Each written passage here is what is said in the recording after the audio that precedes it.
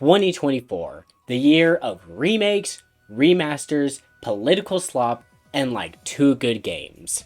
And a DLC. Even the original games feel like a retreading of the past, whether intentional or not. So why don't we just go all the way? What was gaming like in the past? What was gaming like 20 years ago? 2004. This was 2 years before the Wii released. 3 before the first iPhone. Heck, by this time 20 years ago, the DS hadn't even released. Gaming would have felt completely different than it is today. But why is that? You could always associate that to politics, or an over-reliance on nostalgia, or a myriad of other small reasons. But I think it's impossible to deny the impact of 2 specific things: online play and microtransactions. You hear about microtransactions all the time. Sometimes they're essentially subscription services for a $60 game. Other times they are the game. And all of the time, they're a waste of money. I say this as someone who has spent money on games like Fortnite, and yes, even Bloons Tower Defense Battles. It's a total waste of money. But sometimes, it spices the game up beyond what is provided in the vanilla experience. Which is the first issue. Modern games feel like they're always missing something. This can work in 2 different ways. One way is literal. Sometimes, games just don't release with all of their content. You can probably play through the entire game and maybe even enjoy it, but so many games nowadays are being developed with DLC in mind, before the game even releases. As I see it, when games are made like that, they're purposely excluding content from the main game so they can charge extra for it later. Or, even worse, they develop the DLC at the same time as the rest of the game and release it on the same day as the game. Truly, nothing upsets me more with modern gaming than games that announce and even release DLC before the game is out. Maybe you can see it optimistically as extra content that they wouldn't have made if not for the extra $20. But realistically, that's not the case. Don't get me wrong, there are good DLCs. Look at this year's Elden Ring DLC especially. It's almost like a brand new game, but absolutely needed the groundwork of Elden Ring to show its potential. This wasn't a cash grab or a game split in 2 for the sake of DLC. This was a unique project made after the game because it's an incredible base game and could only get better with more stuff. I'd like to say that Breath of the Wild is another great example. However, I can't, with full pride at least, because its DLC was announced before the game released. You might be able to forgive the game for this since it was delayed numerous times before finally releasing, and it would be exhausting if we had to wait even longer for all the DLC to be finished. But if we let one game slide, we'd have to let all of them slide. So yes, the DLC of Breath of the Wild is very high quality, and it adds bonus content to a game that already feels complete, rather than being supplemental content for an incomplete game. Unfortunately, by the fact of DLC existing, we were still playing an incomplete game, and that might not bother some people, but it ultimately leads to some undesirable expectations, such as way number 2. Modern games feel like they're missing something, even if on a developmental perspective, they're not. I feel this with Tears of the Kingdom. After I finished the main story and a decent bit of side quests, I felt like I was missing something. Maybe part of the story wasn't fully fleshed out. Maybe a lot of the story wasn't fully fleshed out. Maybe certain gameplay elements weren't fully used. Either way, I felt like the game had room to grow. I was certain the game had DLC on the horizon to fix these problems I was feeling. But it never happened, and it's not going to happen, as far as the producers and developers assume, and I should be happy about that. I shouldn't have to spend $20 on top of the $70 I paid for the base game to get a complete experience. But I also should have felt like I had a complete experience in the first place. Well, you know what? I did have a complete experience. The game was fun. The story was lacking, but on a thematic level, it was complete. I should not feel like the game was incomplete. Yet, I do. Why is this? I think it's the high if financially irresponsible standards DLC has created. If any game has the slightest flaw or criticism, there is a good chance that they're gonna patch it out or fix it in the future with DLC. Even single player games are live service nowadays at the rate of updates and changes occurring. So many games, indie and AAA alike, make a game and update it constantly for years following. Tell me a logical reason why an 8-year-old farming game still is getting new features to this day. I'm not upset, especially when it's free, but now developers are ever increasingly pressured to update and support games for years after release in ways that were simply impossible 20 years ago. You might be thinking that this is good because now all of your favorite games will continue to expand for years to come. But this certainly comes with consequences. For every Stardew Valley and Terraria, there's gonna be a Mario Golf Super Rush.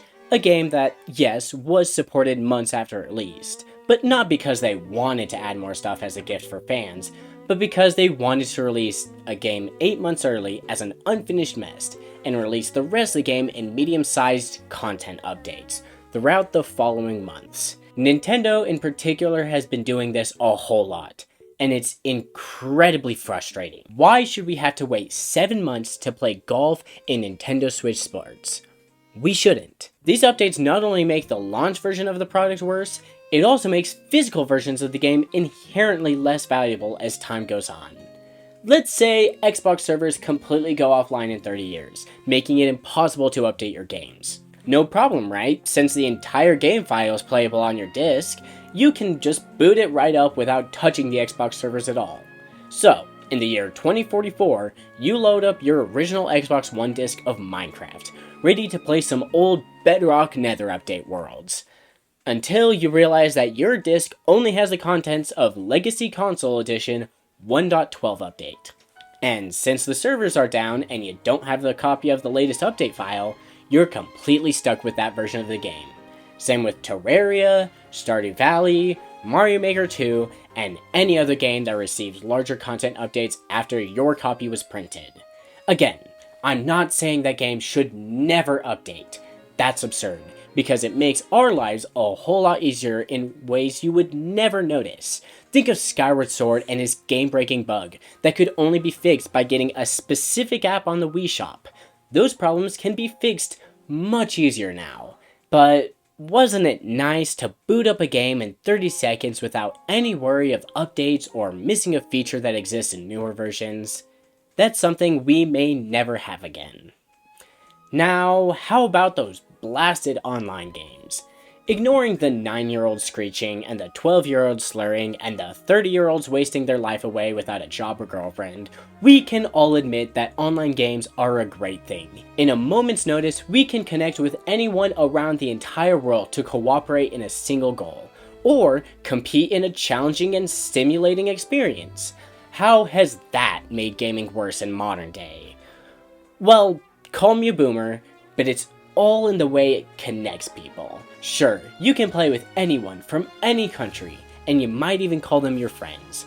But is it truly a connection? Even when you're playing with people you know, maybe friends from school or siblings, is it truly a connection? Wi-Fi connection? Yes, but a personal connection? Not really. There's always going to be an exception to this, but when you're only communicating through a headset and a Fortnite match, you're not developing a true, unbreakable relationship. It may very well be close to an individual, personal relationship, but something inevitably changes when you're in the presence of someone. And of course, that something is LAN parties. I'll be honest, LAN parties are just slightly beyond my time. I've had one with Tears of the Kingdom where we all played at the same time on launch day, but it's nothing like the original Call of Duty, Halo, Minecraft LAN parties of the mid-2010s. If you need some explaining, a LAN party is essentially when you and all your friends bring their consoles to the same house and play a game together at the same time, each on their own screen, typically playing a server together. This was the shiz back in the day. I mean, you could consider a LAN party to be 4 friends playing Melee on a single console, but it was something else when you each had your own screen, but were still in the presence of each other. Now, LAN parties such as this are still possible today, so why bring it up?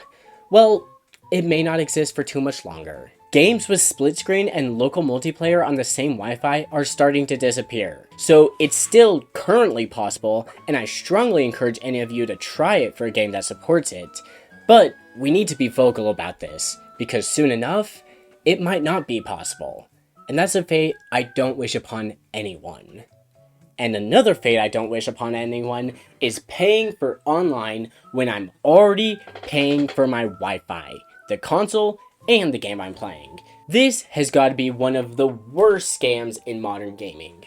Xbox Live, PlayStation Plus, and Nintendo Switch Online are all scams, especially if you're using them to play games online. Sometimes games are using these companies to host their game servers, which might be a justified reason for us to spend money to access them.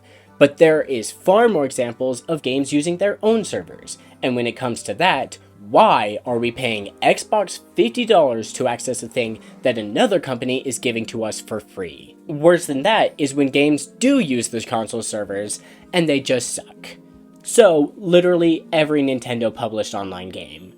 2D Mario has no reason to be this laggy when only 4 people are playing. Now, online games weren't really a thing on consoles in the early 2000s, but when it was, minus little goblin Microsoft over there, it was free.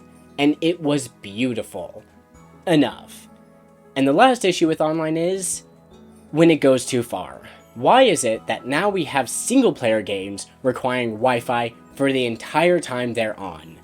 And when I say single player, I mean it. There are games that have absolutely no online capabilities from the player's perspective that require a constant connection to internet and their servers. This has been especially noticeable in the advent of Nintendo Switch and Steam Deck taking games on the go. There is absolutely no reason I can't play Assassin's Creed 2 for Xbox 360 in the middle of nowhere without a Wi-Fi connection. Okay. The online sucks, the games are unfinished, and you're probably gonna lose out on a true friendship.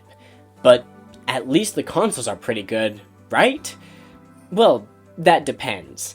If you're the kind of person who would buy a PS5 Pro, then consoles are more powerful than ever. But if you're the kind of person who values money, fun, being able to afford food, and basically life in general, console gaming has also gone downhill. It's not just that consoles are overpriced, they're not even as innovative as they were 20 years ago. The leap from PS2 to PS3, or Game Boy Advance to DS, was truly massive, and that kind of change simply isn't possible now. Look at the difference between 4K and 8K. I'm pretty confident that you cannot see the difference, and if you can, it's negligible, or you're lying.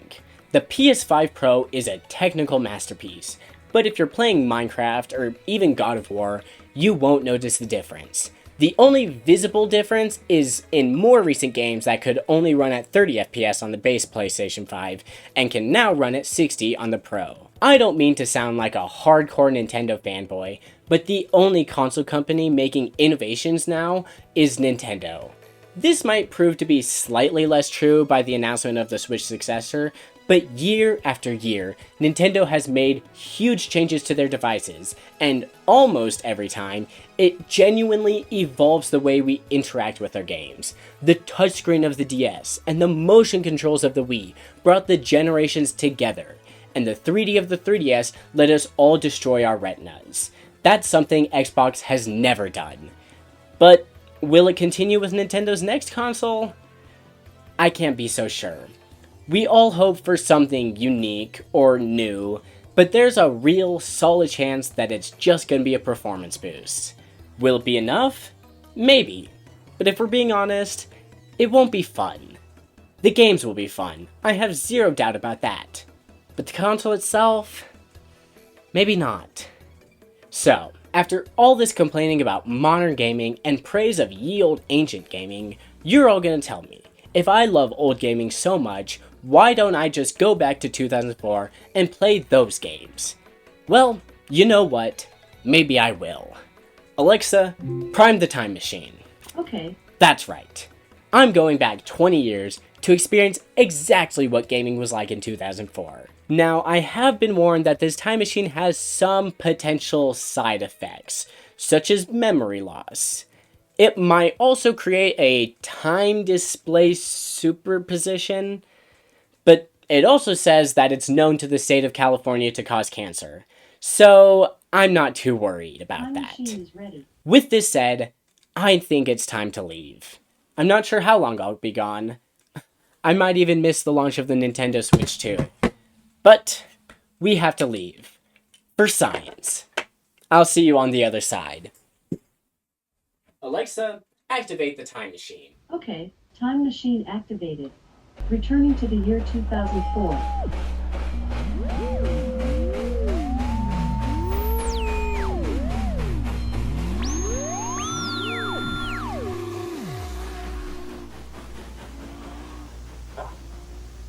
I feel weird. What is this place? Feels vaguely familiar. Oh.